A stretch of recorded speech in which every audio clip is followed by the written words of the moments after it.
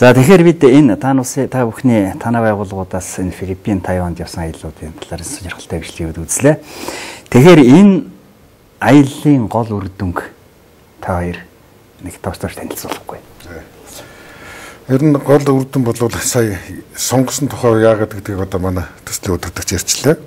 За нэгдүгürt нь хоёрдугürt нь болохоор бид яагаад сонгосон гэхдээ тэр нь тухайн оронд очиод тухайн орны англи хэл дээр яваад шууд тэрийг бид нар орчуулж явах амарх юм. Нэг. Хоёрдугürt нь болохоор мэрэгжлийн хяналт техникийн газрын одоо шинжилгээ гэж бид нар 2010 оноос маш өргөн хүрээцтэй үйл ажиллагаа явуулж байгаа.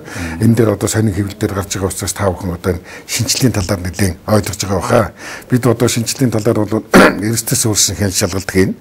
За энэ дараа оныхаа хяналт шалгалтынхаа төлөвлөгөөг энэ жилдээ 12 сард бид нар урдчилж бүх улс орн дээр зарлж байгаа.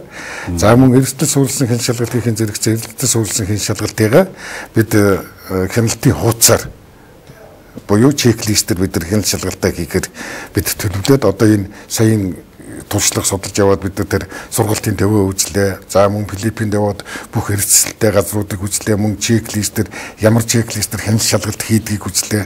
Газар дээр нь ингээд үзэж ирээд бид нар энд одоо сая бид нар мэрэгжлийн хяналтын байгаль орчныхаа чиглэлээр бид 19 эрсдлийн шалгуур үзүүлэлт боловсруулад энийг нэгтгэхэд нэг шалгуур үзүүлэлт болгоод бид нар сая газрын даргын зөвлөлийн хурлаар орж батлууллаа. За мөн 11 чиглэлээр бид нар хяналтын хуудас бид нар өөрсдөө хийлээ. Одоо хяналт шалгалтанд хэлэх манай энэ түрүүн одоо дээр манай төслийн удирдагч яриад өнгөрсөн эрх зүйн орчин бүрдүүлэх талаар бид бас хамтарч ажиллаад тэрийн хяналт шалгалтын тухай хяналт шалгалтанд өөрчлөлт ороод энэ өөрчлөлтөөр ямар өөрчлөлт орсон бэ гэхээр ерөөсөө хяналтын газрын байр цагч нар бол эрсдэс суулсан хяналт шалгалт хийн. Нэгдүгээр хоёрдугаар нь эрсдэс суулсан хяналт шалгалтаа хийхдээ хяналтын хугацаар хийнэ гэдээ орцсон.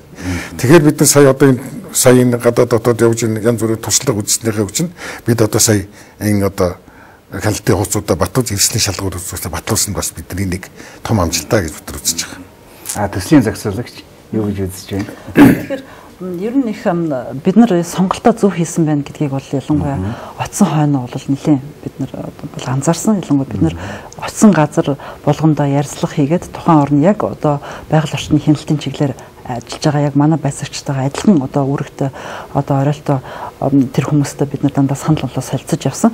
Тэгэд ер нь манад талаас ч гэсэн ер нь манад бол иймэрхүү хяналт юм байдаг гэд танилцуулсан тэднэрт мөн маш их сонирхолтой байсан. Тэгээд тэдний талаас ер нь асуудлаа ингэж шийддэг юм байна, ингэж ажилладаг юм байна гэсэн сайн туршлагуудыг бид нар одоо үзэхээсээ гадна бас мөн сөрөг одоо талууд ер нь ямар юмнууд байна гэд ер нь их ярилцсан. Тэгээд гол бид нар юм одоо нэг олтой зүйл бол гол нь яг эндээ яг үнэхээр адилхан асуудалтай адилхан одоо зөрчилтэй тийм орнууд болохоор үнэхээр бас юмаа одоо ингэж харьцуулж яриад бид нар энийг авах зүйл бол үнэхээр биднэрт бол хэрэггүй юм байна.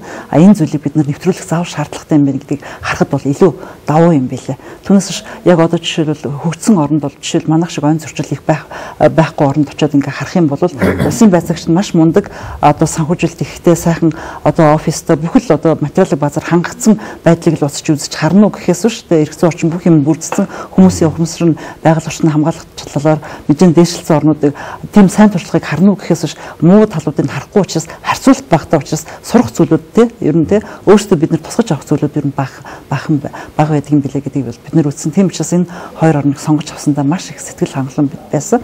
Үүнээс гадна Тайваны хувьд бол маш онцлогтой. Бид нар ер нь баруун Европт ч гэсэн нэлээд судалгаа хийсэн энэ байгаль орчны хяналтын боловсон хүчин одоо энэ улсын байцаагчид байгаль хамгаалагчдыг дандаа мэргэжлийн тавтан сургадаг тийм төвүүд ер нь байдаг юм уу гэхээр хаач Тайванаас өөр газрыг бид нар бол олж хараагүй л дээ. Тийм учраас Тайванд очиод яг тэр туршлагатай танилцахад бид нар бас маш их одоо ололттой байсан. Бүхэл бүтэн маш том тий одоо юу гэдгийг бүхэл бүтэн манай засгийн газрын нэг одоо байгууллагын нэг том байшин ямын байрны зэрэгцээтэй тийм том байшинтай тэр сургалт мэдээллийн төв зөвхөн улсын байцаагчид одоо байгаль хамгаалагчдыг бэлддэг тийм мэдээлэл одоо бүхэл юугаар хангадаг тийм том сургалтын төвтэй юм байлээ. Тэгээ тэр төв дээр очиж бид нар хамгийн гол нь одоо туршлага судалсан. Тэгээ гол нь тэдний одоо хэрэгжүүлж байгаа тэр сургалтын хөтөлбөрүүд биднэрт маш их сонирн байсан. Тэгээ сургалтынхаа хөтөлбөрүүдийг бид нарт бол өгч одоо нэлээд ер нь туслахыг бол тэд нар хичээсэн л дээ. Гэхдээ ихэнхдээ Тайваны хувьд бол бас хятад хэл дээр ихэнхдээ тэд нар нь босрогдсон юм байлээ. Тэгэхээр ямар ч гэсэн бид нар бол болцоогоор хятад хэлээр нь аваад ирсэн. Тэгээд одоо бас одоо яг сургалтынхаа төвн одоо ингээд үйл ажиллагаа явуулаад цэгцрээд ирэх юм бол бид нар тэрийг аль болохоор бас бидний манай нөхцөл зөгцсөн одоо тийм сургалтын хөтөлбөрүүдээс тэнцэн олдоо талууд нь юу вэ гэдгийг авч одоо хэрэгжүүлэхэд биднэрт бас нэмэр болж магадгүй гэсэн тийм одоо үзүүлэлттэй байгаа. Өөр нэг зүйл нь бол бас энэ Тайваны сургалтын төвийнхэн бол манай бас сургалтын төвийг одоо яг одоо ингээд үйл ажиллагаа явуулаад чигдрээд ирчих юм бол ер нь дэмжиж хамтарч ажиллахад бэлэн байна гэсэн амлалтаа өгсөн байгаа. За ингээд бидний цаг ингээд өндөрлж байна. Тэгэхээр энэ саяын үдсэн Филиппин Тайваны аялал за тэгээд бусад энэ төслийн хүрээнд хийгдсэн ажил сонирхолтой ажлууд хийгдсэн байна. Тэгэхээр зэрэг энийг хэрэгжүүлэх талаар та нарт одоо мэдээж их ажлууд хийх юм шаардлагатай юм байна гэж би ойлголоо. За тэгээд энэ хийгдэх гэж байгаа ажлуудын төслийн ажил их өндөр амжилт хүсье. За ингээд энэ удаагийн ярилцлага үүгээр өндөрлж байна. Дараагийн нэвтрүүлэг хүртэл түр баяртай.